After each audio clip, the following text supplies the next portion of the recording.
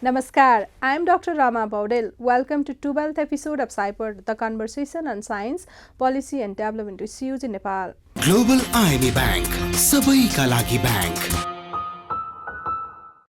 Nepal is one of the world's biodiversity hotspots. Agrobiodiversity is the most important subset of biodiversity, which includes crops, forages, livestock, aquatics, insects, and microorganisms.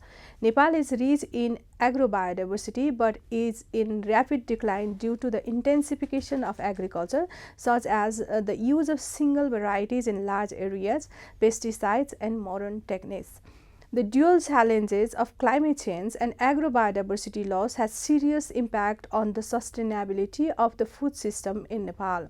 The government of Nepal has declared 2079 BS as National Agrobiodiversity Year, 1st Magh as National Biodiversity Day, and first week of Magh as National Agrobiodiversity Week. On this occasion, today we will talk about agrobiodiversity in Nepal and its global importance. Our guest for today is Dr. Krishna Joshi. Dr. Joshi has been working on agrobiodiversity conservation and utilization of plant breeding since last 25 years. Some of the specific working areas of Dr. Joshi are banking and enhancement of agricultural genetic resources. He is passionate about making site-specific, competent and dynamic agricultural genetic resources. Welcome, Dr. Joshi. Namaste, sir. Namaskar. We are now celebrating the National Agrobiodiversity Week. So I just wanted to hear about some of the background. How did the government of Nepal declare National Biodiversity Day, National Biodiversity Week? Just the background as you were working in this sector. Okay, thank you, ma'am. I'm very pleased, and I prefer to be a researcher because I believe on research. The basic concept, you see, if you see the history of agricultural development in Nepal, we emphasize the importance and use only on foreign germplasm. Due to these factors, many, as you said, Nepal is the rich on agricultural genetic resources. Yes. We have so many components within agricultural genetic resources, and most of them are in danger.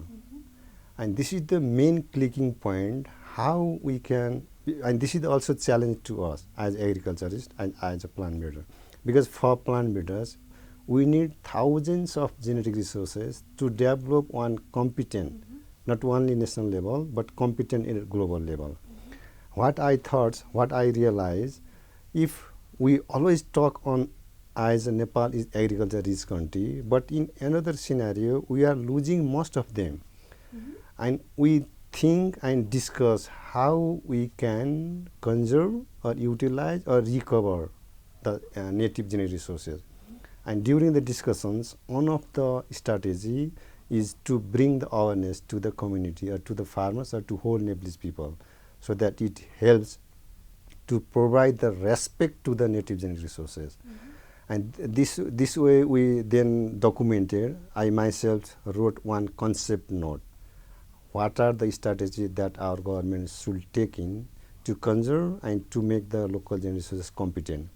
And then one of the strategies is to celebrate year. We can celebrate year, day, week, and month. Among them, we asked the government to declare 2079 as a National Agrobiodiversity Year. If you see in the world, you cannot see such kinds of celebration. But there are many kinds of celebration in the world for biodiversity, which is focused on forest. You can see, you can realize yourselves, biodiversity in the forest area are well protected. They are mostly not in danger. But you see, in agriculture, in the world, most of the agricultural generations are in danger. That's why we also requested the FAO DG, who earlier visited Genebank, and he really appreciated our work. All must celebrate any suitable year as the International Year of Agrobiodiversity. And this word also we convince our governments, and with this concept, national, global, as well as the because the national year is usually celebrated once in a decade or even in a century. But we need to have a regular celebration, either day or weeks. And then we also propose the Mag 1 and Mag first week as a National Agrobiodiversity Day as well as week, and then Cabinet endorsed it from 2079 as a National Agrobiodiversity Day. And this is the one of the strategy to conserve and to promote the native genetic resources. And we have a Nepal Genebanks, briefly we call Nepal Genebanks, which is under the NARC. They have listed 101 good practices to conserve the agriculture, and most of them are our own innovations. And if you see in the globe on the world, many of them are globalizing. That means some innovation are so important that global community have also adopted. This is the main concept that we initiated and our government And you fully were the accepted. chief of the National Genebank as well. So would you please describe more about the National Genebank and how it is serving to promote the national agricultural development, especially native agriculture in Nepal? Yeah, and this is the very good question. And the Nepal government funded completely to establish the National Genebanks under Nepal Agriculture Council. And you see our estimations is around 50% of genetic resources from Nepal have been lost forever. After realizing this, and Nepal government is also the member of different international agreement and treaty. And under this treaty and agreement, Nepal government must do something for their native genetic resources. That's why the Nepal government established this National Genebanks in 2010. And main objective of this Genebanks is to make the access of all existing genetic resources forever. This is the main strategy, and among the genetic resources, we usually talk only on crops. Can you believe the single crop can survive in the world sustainably? You see, around the crop, there are so many genetic resources. That's why we have also policy on agrobiodiversity. Based on this policy also, Genebank is working on that. And we define 6 components on agrobiodiversity. First one is crops, livestock, aquatic agriculture resources, and we call agro-insect, agro-microbes, and forest. These are the 6 components, and among these 6 components, we have many in wilds. We call wild relatives, and our mission is also to domesticate. For example, we have many wild rice, many wild fruit. As we always describe, Nepal is very rich in biodiversity, especially also in agrobiodiversity. So can you just elaborate that? Yeah. Yeah, we have many evidence, and most of them are publicly available. We have published.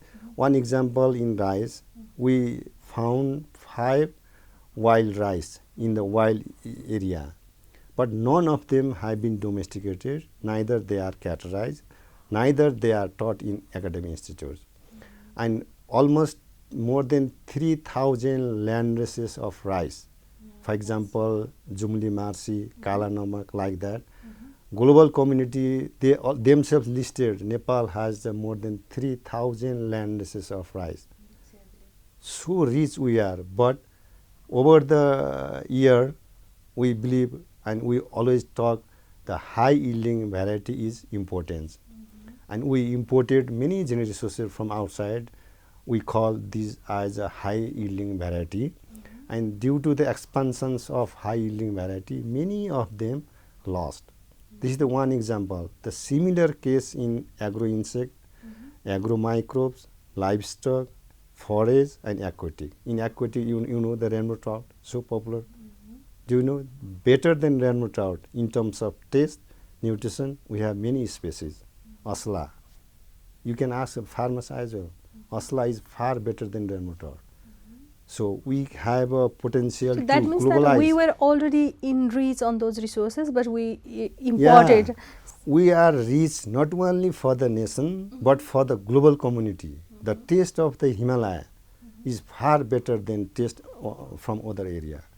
The Himalayan region is so pristine, and their product is so globally mandated and globally accepted, and global community, they wants to have more Himalayan products. But rather than producing and making the local commodity or local genetics competent at global level, we replace them. You often rephrases that we are in a wrong direction. Nepalese agriculture is in wrong direction. So I just wanted to know from you, like from where it was misleaded, and how could we improve on that? That's the great and very important question. I analyzed the research history and whole history I published in the journal, and I found the formal research has been started from 1951. And from this year, each year we introduce in the breeding one of the technique is introductions. And through these methods, each year almost more than 1,000 genotypes regularly we are introducing from the foreign country by the name of improving or high yielding variety. But we never look on our genetic potential on our native genetic resources. This is the major history I documented, and based on these research findings, I said, and I am also talking similar scenario, similar history in many forums. That's why I call our agricultural path is in a wrong direction. We have to re-correct it. That's why if we could not correct, then our dependency is increased. We also estimated how much percentage of foreign genes are growing in our kitchens, in our fields, and in research stations. We estimated around 95% of genetic resources are foreign. That's why if you depends 100% on the foreign agriculture, then how you can have a sustainable agriculture? How you can get benefited?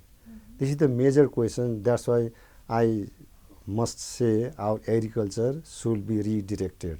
To redirection means we prefer and we give our policy, our education, and research. These three systems give very good space for foreign jump plasma. Now let's talk about the native agriculture. How do you describe it? Yeah, we have two terms. One native or equally indigenous genetic resources. Another term is local. Now this year our policy defined these two terms. From last 1 decade we are describing and we are asking our governments we should have a legal definition of native genetic resources and local. If we define as a native, then we can claim at the global community. This is our birth gene. Nobody can get patented. Geographical integration? Yeah, including this is GI means this is the one of the IPR, but we have many other IPR that we can impose. So we have many genetic resources that give birth here in Nepal. But in our case, our understanding and our academic systems and our extension systems is little more different.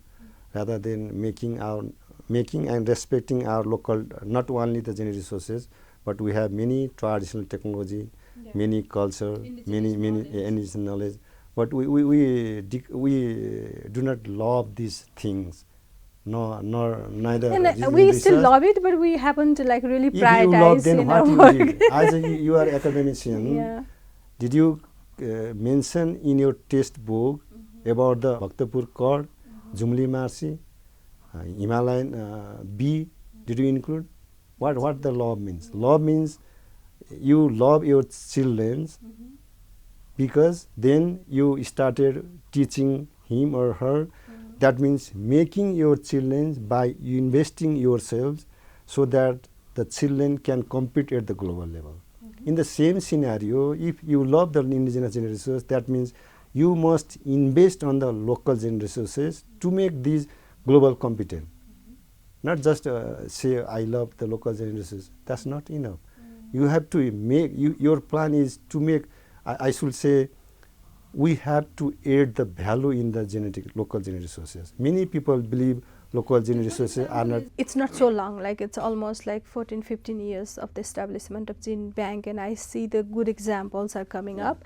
And can we say like we are recorrecting in some way, because even some of the local government, have started some of the initiatives to promote native agriculture, local agriculture, or it's still not enough? It's not enough, but now the scenario is changing. And one of the main contribution of Genebank is to correct the direction of different kinds of agriculture development. And if you see at the national level, we have many local municipality, even different kinds of NGO, INGO, and even government officials. They are now, many of them are promoting indigenous knowledge as well as genetic resources, making them competent.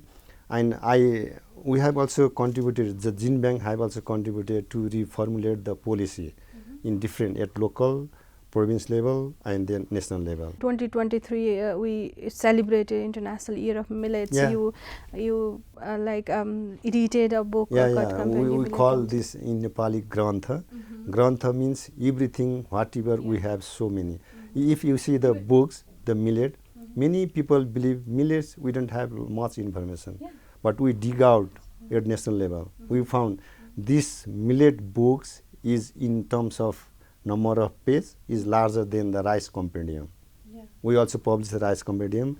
And millets, the beauty of millets, because this is declared by the United Nations, and Genebank, in the leading of Genebank, we publish these books. This is really appreciable, and FAO funded for this.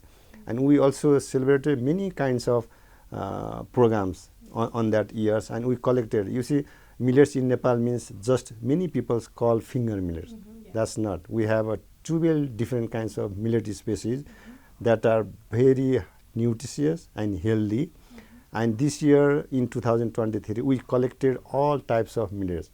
And what we found, most of the millet, except finger millet, are lost from many areas, 100% lost. And we also requested the India, the ICRISAT, because ICRISAT has some collection from Nepal. And we want to repatriate any farmers from different districts of Nepal. If they want to gain the original materials, we can connect them to the ICRISAT so that they can get the original material. Millets has a very beauty. It's directly connected to your health. Many of the indigenous underutilized crops have those importance, and you are working on it. Nutritionally healthy, important, but if you compare, the millets category is very at the top level. I just review last few months, and 15 different kinds of disease of human is cured by the millets. Millets means finger millet, proso millet, sorghum, foxtail millet, these are. And these 15 diseases are very common in city area: diabetes, cancer, thyroid, blood pressure. Yeah, traditionally our agriculture system is subsistence type. If we visit the rural areas, still we can see the diversity. Subsistence, that means you have now responsible, or we have a chance to make this, or to turn the subsistence farming to the commercial or any other way. We have to do this. We always talk, this is the subsistence farming, not good. That's not the major way or good practices. This is subsistence, then our target should be how we can make them very beneficial in terms of monetary and then in terms of ecologically sustainable. We should not blame to the farmer. Yeah, I mean, in Nepalese agriculture, I think we are also in a learning cycle. We started from ecological concept of agriculture, and we just had a journey to modern varieties and modern development. But now, I see the Nepal government and the scientists are moving forward to local utilizes local knowledge, local varieties, and native agriculture. That's good. Now many policy and many governmental officials, they have given space to the native genetic resources. And our Nepal beauty, every policy maker and decision maker, they said Nepal is climatically different. That's why we have so many different kinds of genetic resources. This should be materialized, and that means different kinds of genetic resources we can even supply to the whole community. But here the problem, because now the trend of loving and improving on genetic resources is very slow. Even if you see the investment, it's in right direction, but not in the speed that we really wanted. Or that's why we also submitted some to-do list to different kinds of ministry and to different kinds of organizations, how the agriculture should go in Nepal. And among them, one is we have the Nepal government should have one national pride project on native agriculture and genetic resources. And Nepal government also declared this decade as an agriculture investment that's decade, the and you write good, yeah. time This is to the good invest on point. it. Within this one decade, at least we should start one project as a national pride project. What could be that? That's we have so many. I think it's better to make one group to develop the concept.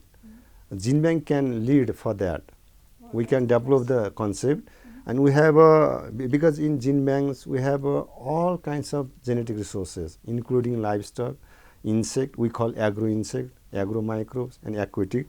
And based on this, we can list what are the genetic resources that have originated in Nepal and that have potential at global level.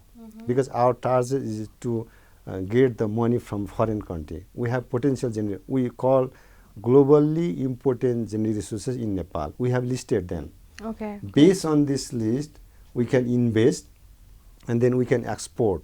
We have many examples. You know oil, Bhaktapur God, you understand? So many importance, but nobody is working on that. Neither research nor education nor extension. And last year we started documenting the important and process of Bhaktapur cod, so that in the future we can give this as a geographical indication.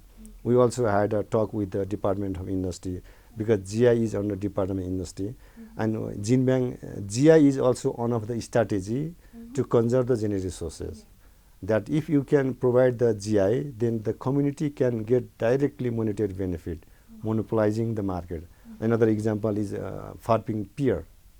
Farming pear is also so nice.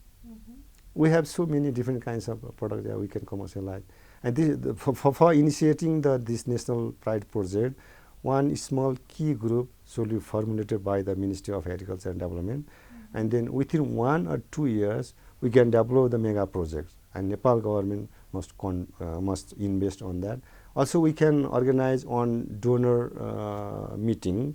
So your thoughts, your ideas are, we already have those resources. We need to have a branding for that. Yeah, branding. Development based. We can have a genetic improvement of our one genetic resources, and we can globalize it, and so that we can reform in our agriculture. Is that your point? You also talk about the farmers' right, plant breeders, plant variety protection, plant breeder rights. Can you just elaborate on that? Yeah, for making the money, because innovation is always important to make any family or any region or any country benefited. So how we can protect the innovations? You see, if you analyze the agriculture before 1950, all farmers 100% they depend on themselves. But slowly the dependency is increasing. That means the farmer's requirement comes from outside. On those materials, you cannot claim any kinds of rights. So our breeder in Nepal, they are developing variety. Almost it takes 10 or 12 years to develop one variety. Then the breeder ask themselves, after developing such variety, what benefit the breeders got? Nothing. And farmers are also losing their genetic resources, their knowledge. Then the global community also, we have a global agreements we call Nagoya Protocol. Then another is ITPGRFA. In these two documents, the Nepal government signed. They are the signatory country. And based on this document as well, we have to legalize the breeders' rights as well as farmers' rights. And if we can have such kinds of right, the indigenous technology and genetic resources can be globalized. For example, in case of basmati rice, Nepal is one of the origin place for basmati rice. But no one can claim as any kinds of IPR on basmati. This is because we don't have any kinds of right. We have evidence, but we don't have any legal mechanism to claim the IPR.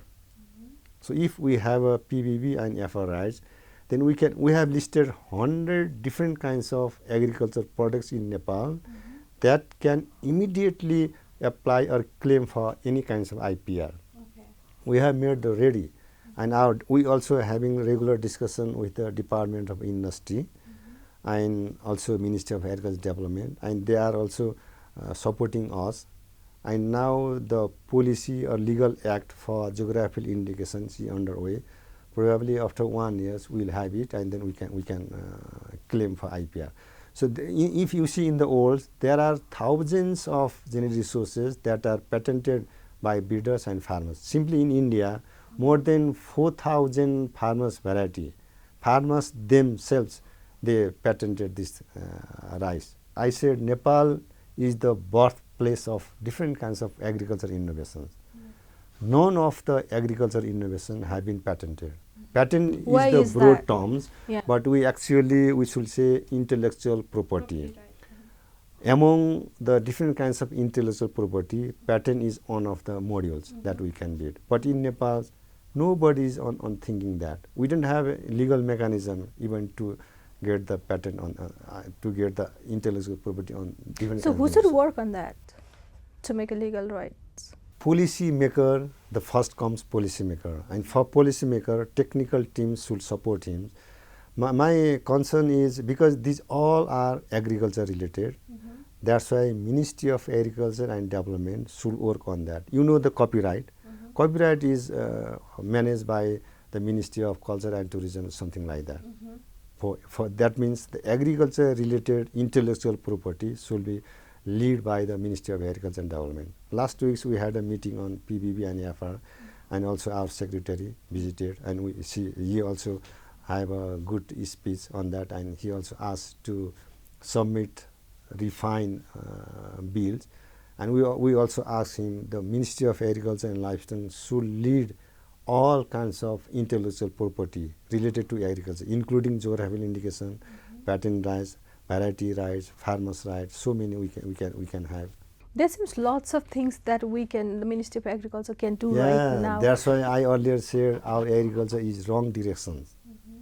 So my request is also, let's sit together, researcher, policymaker, educationists, academicians, and extension worker. In and every talk, like if we talk with the academician, researcher, extension, we always talk that these three pillars need to come under the same umbrella. But what is this your is only for talk and for in a test, in a written document. what is but your not like in actual. implementation? Do you have any implementation modality for that? No, on that area I don't have any implement modality, but my concern is we should start from research.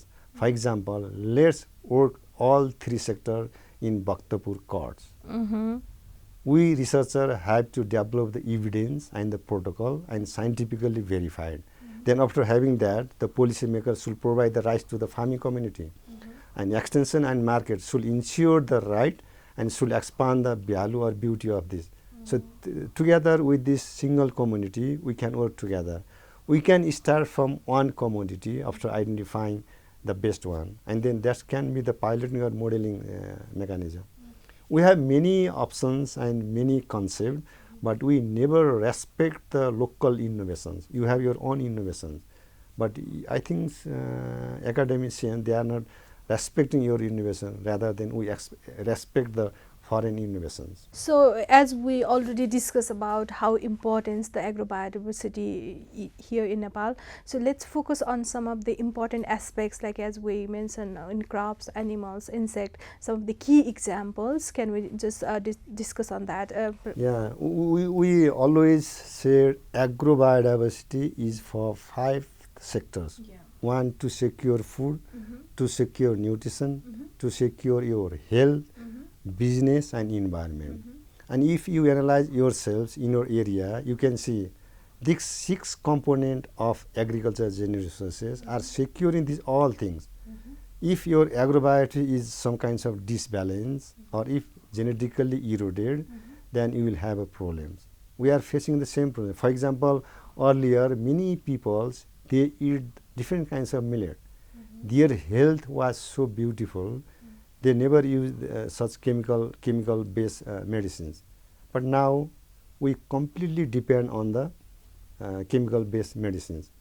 Even you see in the Kathmandu, many patients who know the beauty of the native genetic resources, they are now moving, having the. So I just wanted to have some examples on native genetic resources, like for some crops or livestock. Yeah, like we have many list examples how I can start. For example, in crops, we have different kinds of rice landraces, Kala Namak, Jumli Marsi, Basmati, so many, Jetho Budo, so many, Anadi. Anadi is very so beautiful.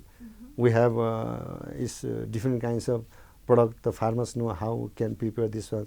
But in terms of research and education, we are far behind. And even in millets, we have listed around 1100 variety of millets, finger millet, and then foxtail millet. Even within finger millet, we have different kinds of millets based on the, for example, some millets are suitable for alcohol. We call tin pane. All millets may not be suitable to tin pane. Like Anadi is suitable for chamre. And similarly, the millets, some landraces are suitable for dido. And some millets are suitable for bread.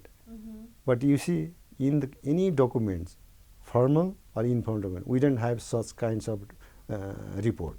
In legume as well, we have. Yeah, we have in legumes so beautifully valued legumes. We have Rosua, Musuru is very well known. Vegetable in all 6 components. That's why some of the examples, if we talk about, like the in popular livestock, you can say Achami gai, Naumute gai, Lime Parkote.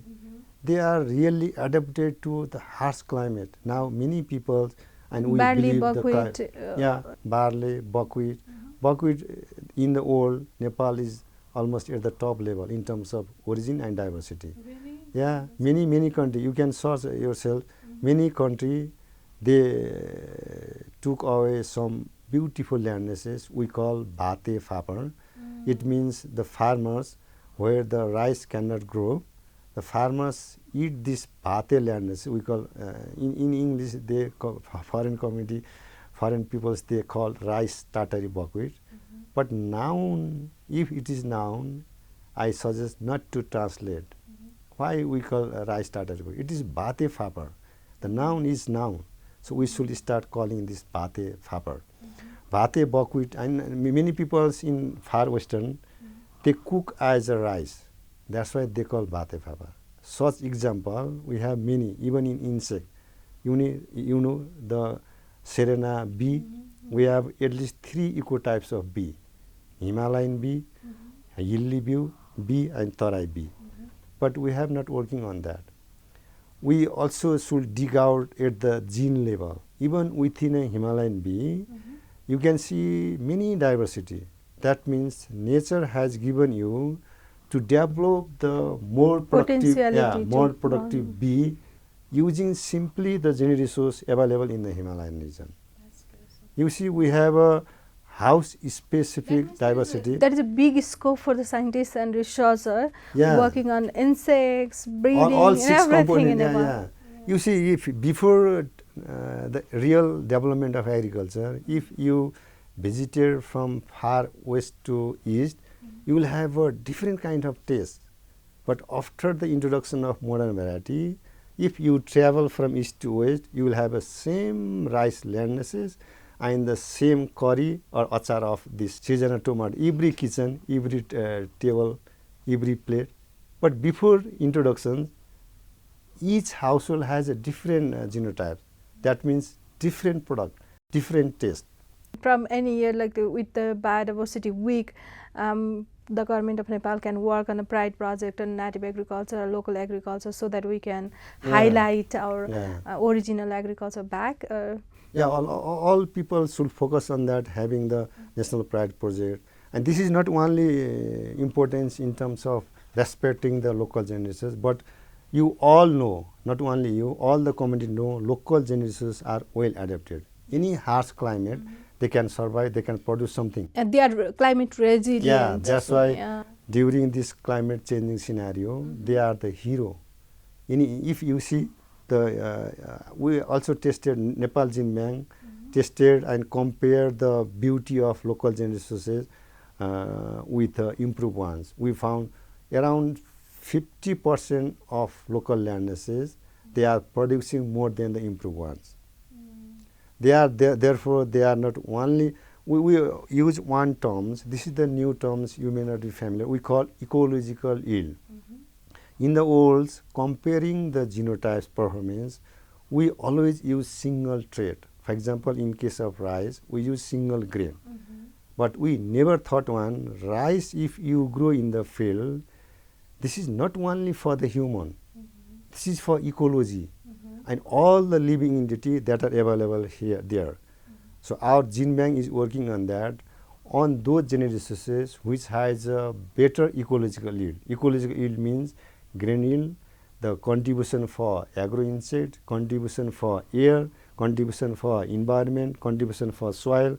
And you see, if you see around the soil, around the root, you can see a large number of microbes. So, in this Biodiversity Week, what would be your message to the Nepalese government, Nepalese agriculturists, and the global audience from the perspective of Nepalese agrobiodiversity? Yeah, each year, Nepal government decide the slogan, and this year the Agrobiodiversity Day, the slogan is Agrobiodiversity for healthy life and ecology, healthy ecology. And each year we decide the slogan, and Gene Bank also we have a different kinds of slogan whole year round. For example, this year, because documentation part on genetic resources is weak, very weak in Nepal, and Gene Bank we decided this year the documenting year as documenting year. We also respect the government slogan, and this year based on this slogan, our message is the local genetic resources. If you started consuming more, then you may not be necessary to go to hospital. You will have a very healthy life, smart life. As well as you live in certain ecology, and your objective, your mission is also how yourselves can make the ecology healthy. And this is the strategy. If you respect the diversity, respect the native genetic resources, then your ecology will be healthy. If you see that they are networking among the different genetic resources, how each other they are contributing. That's why to make your life healthy and to make your ecology healthy, let's grow, promote, respect the local genetic resources. This is the message, and global community must also follow this one. We also talk with different kinds of international scientists, including FAO, how we can add the value. Our mission should not be monogenotyping the olds. In the history, if you see, we develop the variety and then we try to grow single variety all across the old. This is not good strategy. That's why we should respect the country-wise diversity and better to make these site. You see, if we analyze in the Nepal, we have a house-specific different genetic resources, even within a community. Our culture, due to the culture, due to the caste, and due to the climatic condition. So we never think on that, their beauty. You see, in the evolution, it takes thousands of years to evolve single genes. But for losing them within a minute. After the expansion of the modern variety, example, Mansuli rice. After expansion of the Mansuli improved rice across the Tarai belt, almost 80% local rice land masses completely replaced. Then you started eating the same rice if you travel from east to west. This is the scenario. That's why for the global community, the nature has evolved different kinds of gene in different area. We have to add the value to them, not to replace this. Yeah. Evolution, if you stop the evolution, then you get the crisis. Our modern variety in the olds, not only in the Nepal, if you see, all the release variety we call monogenotype. That means they never evolve. That means if you see the progeny of these land masses, this improved variety, you will not get the new genotype. But if you analyze the similar situations in the land masses, each year you will see the new genotypes. That means the new genotype is always better to compete the future crisis. But our policy, global policy, what you say, what you saw, dust, global community, national community, policymaker, they legally endorse dust is must. Dust means each year the land races or the genotype should have the same genotype. That means they never got evolved. But you know, each and every time climate keeps changing. To tackle with the changing environment, we need to do you have believe resilient the agriculture, same and genotype? that is our native agriculture, or local agriculture. So we have to work on improving our one agricultural system. Improving local, and our population must be evolving. Do not try to keep the same genotypes across the That year. is a very important message to the Nepalese agriculturists. Not only Nepal, global community. Global community, you see, global community, they promoting the dust system. We have a international agreement that promote the dust. So what would be your message to global communities? Main message of this celebration is also to promote we call agro-gene sanctuary. You see in the world, not only in the world, even in the Nepal, we have many national parks. You are well familiar in the national park. Do you have any such parks for agriculture, dedicated to agriculture and resources? Wow, that's a In the world, that's a wonderful idea. Yeah, that's a wonderful Therefore, idea. we requested our government, as well as we started establishing the agro-gene sanctuary near here in Lalitpur, in Santane Shore. You see, the temple, our temple area is automatically protected. Yeah, that will also promote our local genetic resources as well as the agrotourism, isn't it? Yeah, agrotourism. That's why we started there, because you see, after domestications, none of the genetic resources have chance to grow all the time naturally. That's why we arrested the evolutionary process of the nature. That's why we started, and we also requested our AFAO, similar to the national park, we must have a dedicated land, dedicated manpower to have the, we call agro-gene sanctuary. But we can say agro park or agrobiodiversity park. That could be even in every local government. Yeah, local there could government be an agro and park. in each country. I requested our government, at least we should have in 3 zones, Himalaya zones, Mid Hills and Tarai, dedicated large areas, so that all domesticated genetic resources can keep there and let them grow naturally.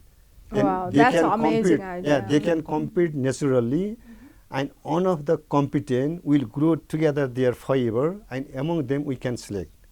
This is a good idea, and government and AFAO, I requested AFAO to make the mandatory in each country to have such kind of gene park. In Nepal it's very easy because temple is automatically protected area, and we can start here, and we have now, this is the first in the world, we have a banana trail.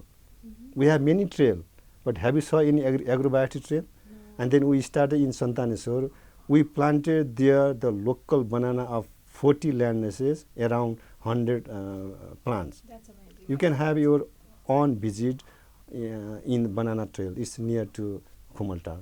Yeah, so we have to respect the agrobiodiversity. Thank you so much for coming in, SCIPOD sir. I'm so blessed to have you in this program. Thank you so much. Thank you, ma'am. I'm very pleased also to share some my innovations. Yeah, thank you much.